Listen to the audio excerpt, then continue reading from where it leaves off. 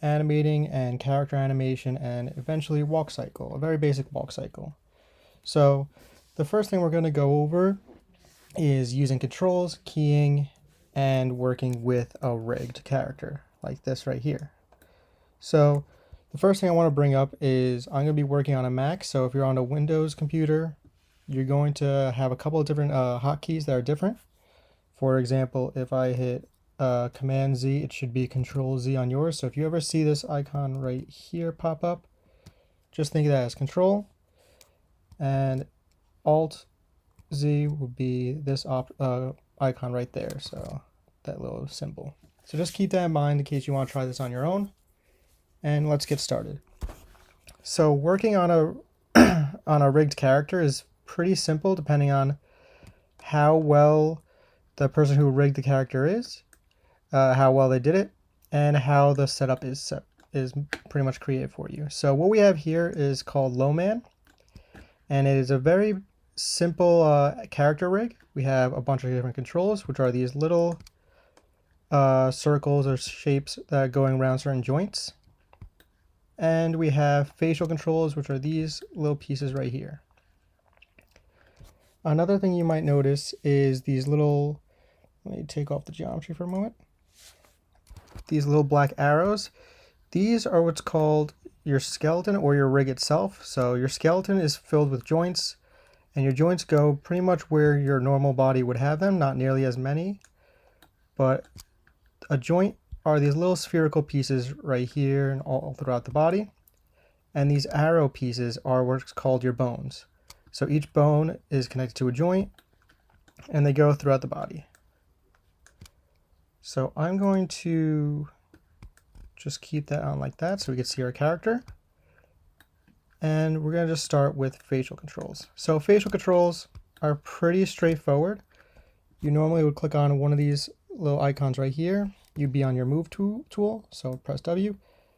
And basically moving them around the bounding box right here will give you those different controls. So as you can see, this is controlling the eyebrows. We have for the mouth, different parts of the mouth, so like cheeks, eyelids, so on and so forth. They get really fun and really interesting once you kind of get the hang of them. We're not going to really focus too much on facial controls today. We're going to just mainly focus on joint controls. So if you look at the rig, there are different colors. So red usually denotes the left side, blue denotes the right, and yellow is pretty much the center. So what we're going to do is we're going to just kind of go through a general basics of how a character moves, and then we'll move on to a walk cycle, and then once you get the hang of that, you'll be able to animate. So let's just start with some of the basic controls. So we have an eye control right here, which basically wherever you move it, your eyes will move along with it. And we have the shoulders, things like that. So if you look as I click on any of these joints right here, they are going to be grayed out. And what that means is you don't have control over that specific tool you're currently on. And the reason for that is your body is rotational. What I mean by that is you don't move your body or move your joints, you rotate them. So if I wanted to, let's just say, rotate this elbow or bend this elbow, I'm not going to be moving this elbow joint back or forth. I'm actually going to be rotating it along the joint. So as you can see, the rotate tool is lit up and I can rotate however I want. Most of your body is, pretty much all your body is rotational. And for rigged characters, there are things that are translational. So things like feet, they're translational because they have what's called an IK handle.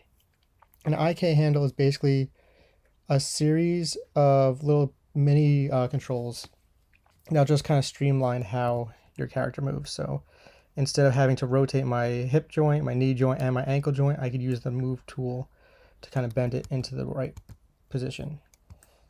And that's pretty much all you really need to do with joints. So A walk cycle is going to be very simple to do because we're going to split it up into different parts. Before we get into the actual cycle itself, we should go over how to key something in case you don't know. And to key something, all you really have to do is rotate or move or whatever you're doing on one of these controls. And as you can see, my rotate X has moved. So I'm just going to right click that and I'm going to key it. And then if I go, let's just say over here, move it again, you'll see that it's pink. If I key it again, it'll turn red. And now I have two keys. So you have a key at frame 1 and at frame 13, and from there it goes from one spot to the other. So before we start animating, what I want to do is I'm going to set things up a little differently. Normally, it really depends on animator, but some people like to work in for a walk cycle or anything like that in 25 frames per second. Some do 30, some do 24. I personally think 24 is the easiest just because it's a nice even number. It's a little easier to kind of split things up and divide things equally. So what I'm going to do is I'm going to go to my timeline down here and I'm going to change this 25 right here just to 24. That'll just redistribute my timeline right here. And we're only going to use 24 frames for now. We're going to increase it as we get further. Another thing I'm going to do is I'm going to go to this icon right here, which is just going to give me some preferences. I'm just going to make sure 25 frames per second is selected. If it doesn't show up, you can just hit other and then just change the other speed to 24. And that'll give me 24 frames per second. This way it will work smoothly and your animation will be accurate. So now that we have all our stuff set up, we can start animating. Before we go into the actual nitty-gritty of doing a walk cycle, let us understand how a walk cycle is formed. So like I said, we're going to go through a cycle of 24 frames. And what that means is one step is going to be essentially 24 frames. The easiest way to kind of understand that is if we go to this diagram right here, we have this is a walk cycle. So our first frame and our last frame must be the exact same in order for it to be a successful cycle. Otherwise, you're going to see jitteriness at the end. And we want a nice smooth transition so we can just keep it going for on and on for however long we need. So what we're going to do is we're going to use what's called pose to pose. What that means is I'll have my first pose, my end pose, we'll figure out what goes on in the middle, and then we have 3 poses done. After that, we'll go and work between the first pose and the middle pose, get the one right there and right there. So in this diagram, I changed it up a little bit just to kind of have it go over 24 frames. So our first pose is going to be at frame 1, and our second pose is going to be at frame 24. It's super easy to do because they're going to be the exact same pose. So let's go back to Maya and we'll start with that pose. Normally I like to start with the left foot. You can start with your right foot, it doesn't really matter. But I just kind of do the left foot out of habit. So the first thing I'm going to do is I'm going to take his left foot. I'm going to click on this foot control right here. It looks like a foot. And what I'm going to do is I'm going to move as far forward as I possibly can without his leg lifting up too much. So right around there is pretty good. I might just end up putting that as an even forward just to make it a little easier for you. And right there is my first set. So what I'm going to do is I'm going to key that frame. So while the control is selected, I'm going to go to any frame that's been changed or any control that's been changed. So the translate Z, I'm going to click on it. I'm going to right click and then hit key selected. And now I have my first frame done. So since I'm doing pose to pose, I'm going to go to frame 24. You must go to the frame before you actually start working on it. Otherwise your stuff will reset. And I'm just going to key it again. So it's going to change that pink line into a red one, meaning I have a key on that specific frame. So if I go, nothing's moving, which is exactly what we want. So I'm going to go, since I'm doing a pose to pose, I'm going to go halfway between 1 and 24, which would be frame 12. What I'm going to end up doing is I'm going to take this foot, bring it as far back as I can without it going too far up. And we're going to do that right there.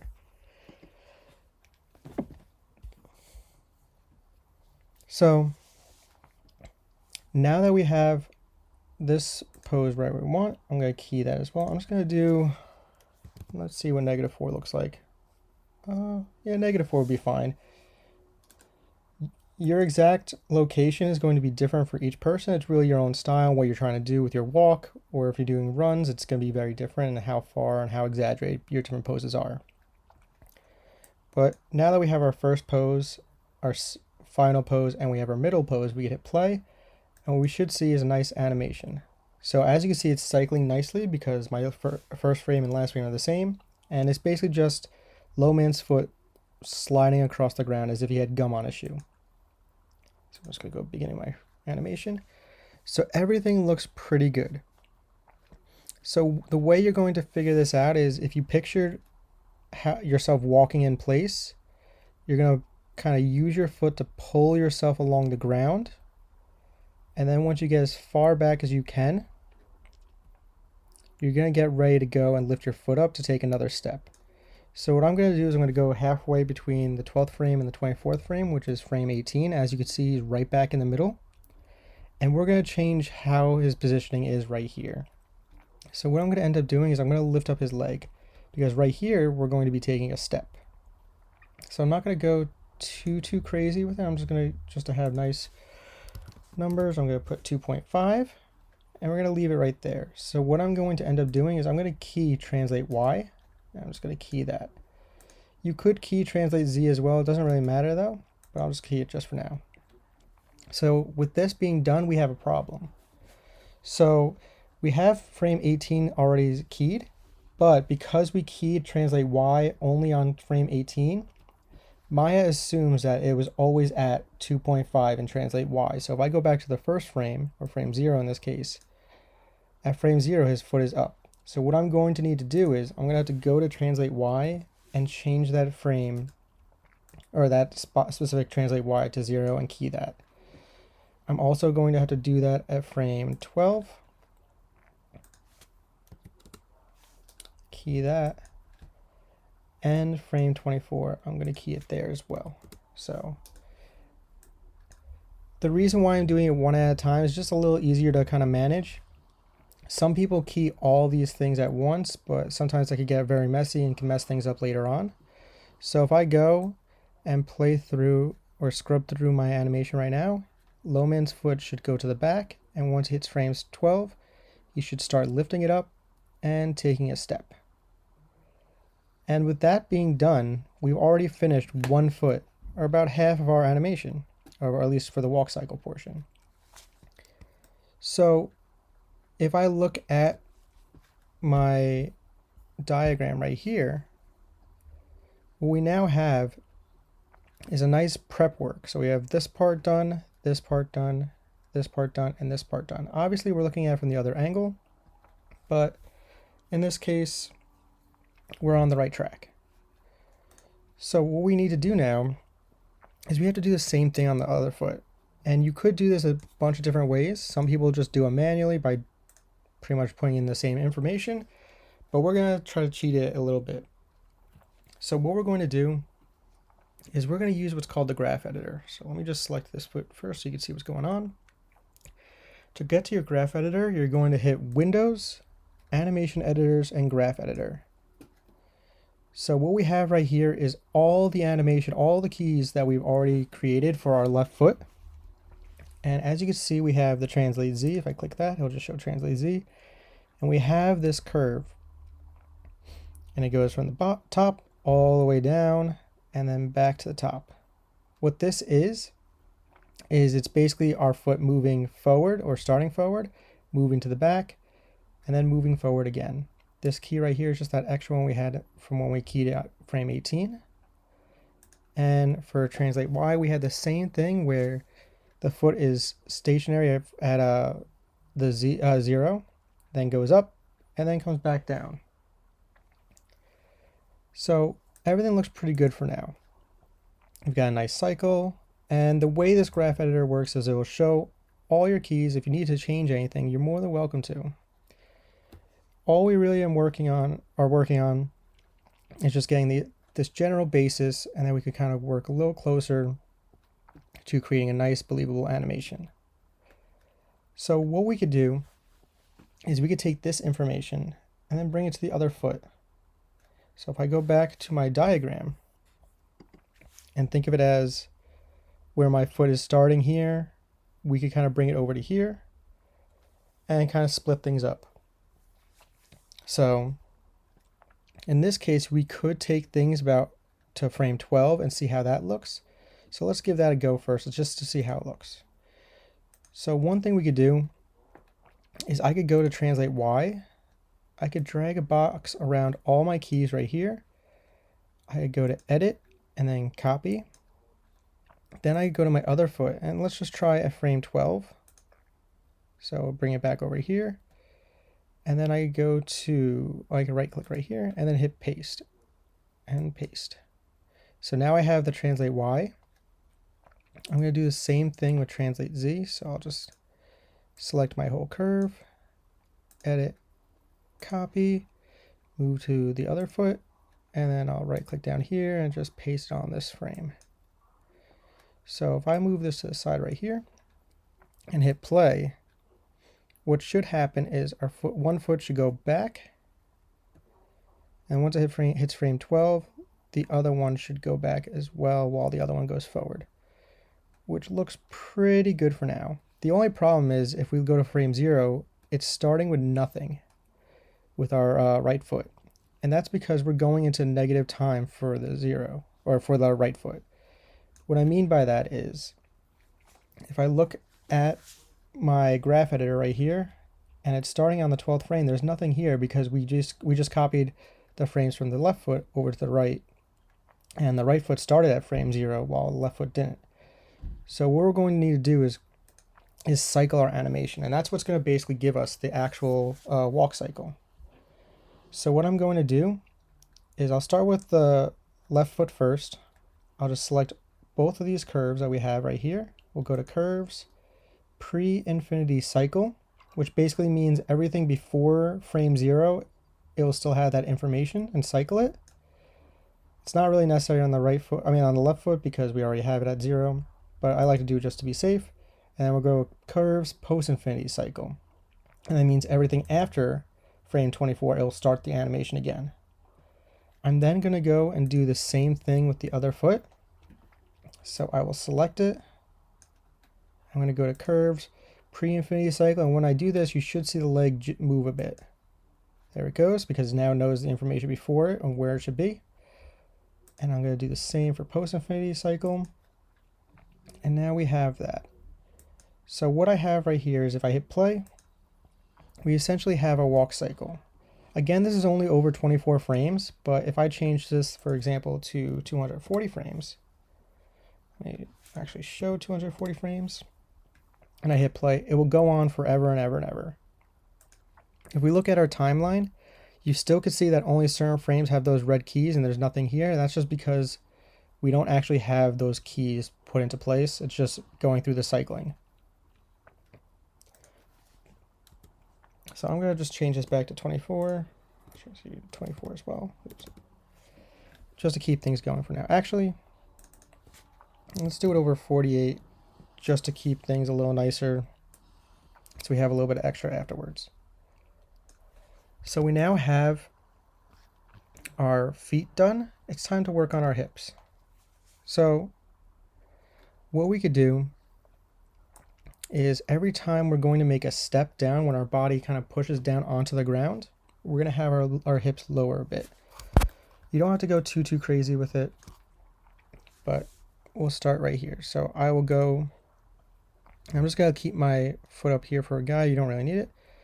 But at frame 0, I'm technically pushing my foot against the ground. So what I'm going to need to do is I'm going to take my hip control. I'm just going to lower them a bit. That's going to get my foot back onto the ground. And we're just going to have a little bit of a bend right there. So I'm just going to have this at -1. And I will keep that keyed. And then I'm going to go right through. And at frame 12, I would also have it come down a bit. So I'm just going to key that there.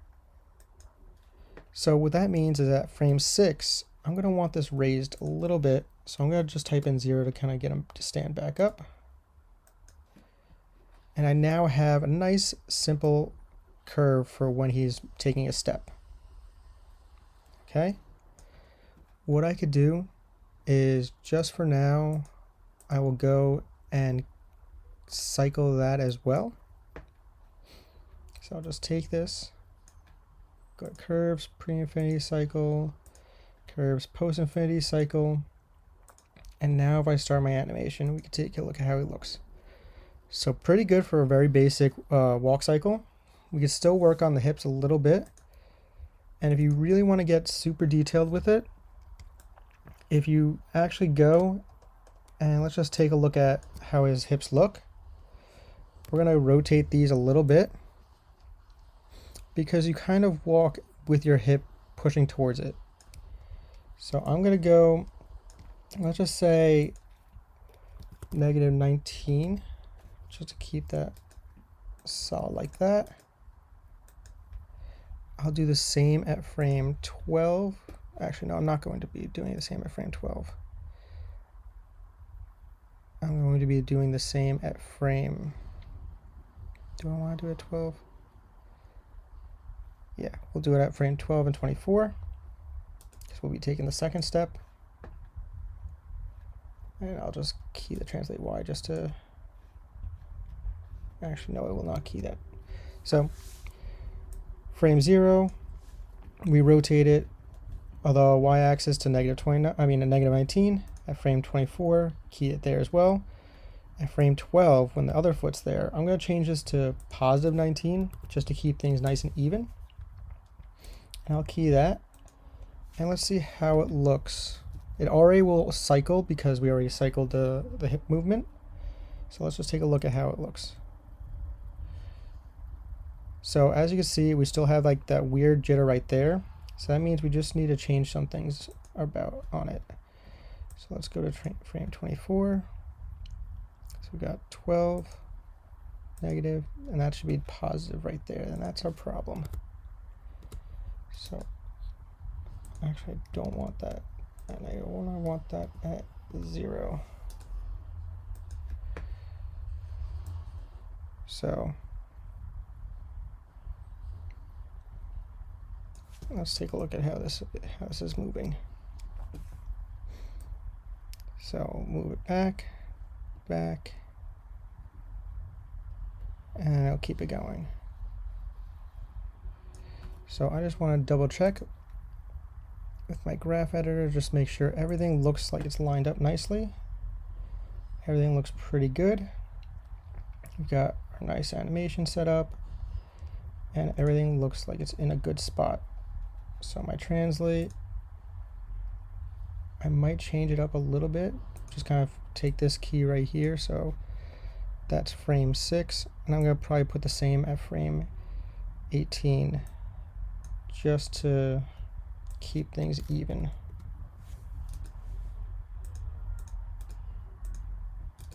So I'll key that, and then at frame 24 I'll just adjust it to so it matches frame 12. So -1, 19.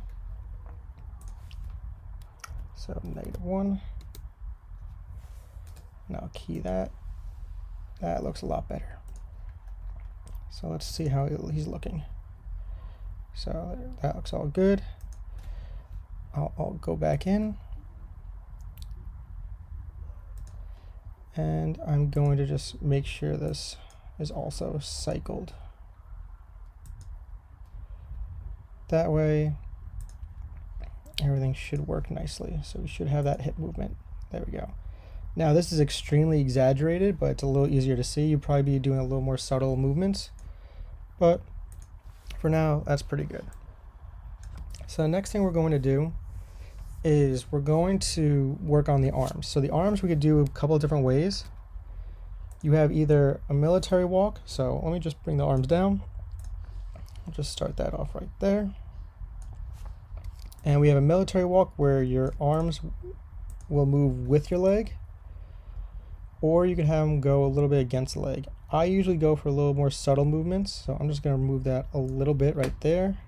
I'm going to key all 3 of these rotates just to make everything a little easier.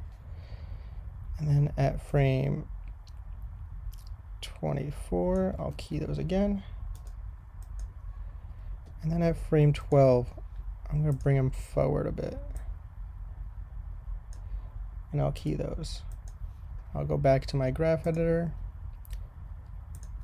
Normally I would leave this graph editor open, just a little easier to see, but we'll just keep it like that. So curves, pre-infinity cycle, curves, post-infinity cycle, and let's just take a look at how this arm is looking with the leg movement.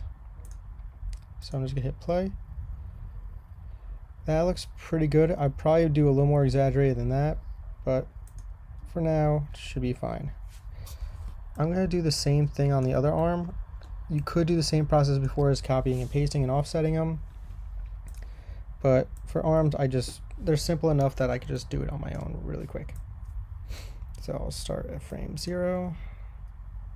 This leg's back, so I'm just going to move it forward a bit. I'll key it there. At frame 24, I'm going to key it again. And then at frame 12, I'm going to rotate it back a little bit. And I'll key that. So now if I start my animation, we have this movement. Obviously the arms aren't matching up because I didn't really try too hard in getting them to the right spot, but this will work for now. Another thing you could do is try to key the neck. For this one, I don't really think we need to do it. Oops, that's the neck right there. That way you kind of make sure the head stays pretty still and then just kind of shifts with the body movement, but it's not super necessary right now, so I don't think we're going to do that.